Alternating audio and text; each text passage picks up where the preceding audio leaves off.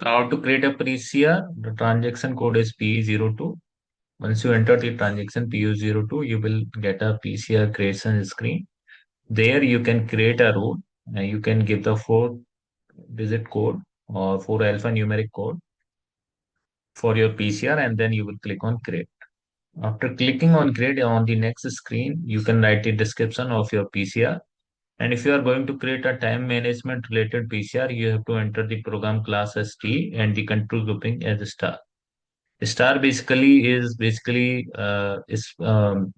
to all the countries. So whenever you are going to create a time related PCR, it will be applicable to all the country if you want to use them for the those countries.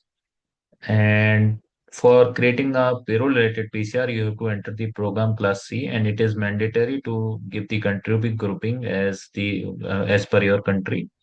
So basically, like this, you will be going to create a PCR, and after clicking on the PCR, on the first node, you have to define the employees subgrouping for the PCR, like for which kind of employees you want to uh, make this PCR eligible. And on the second node, you can define for which time type or which type you want this PCR to get processed. And on the third node, you can write a logic according to your requirement. Thank you.